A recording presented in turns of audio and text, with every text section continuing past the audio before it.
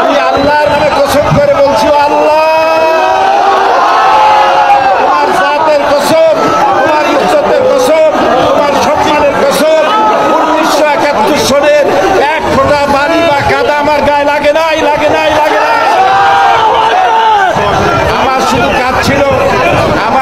কাজ ছিল কোরআনের প্রচার করা।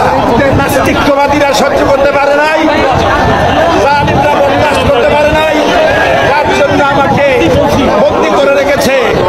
আমি শাহাদাতের তামান্না করি, আমি শহীদ হতে চাই, তবে চোর ডাকাত ইত্যাদির বদনাম নিয়ে মরতে চাই না।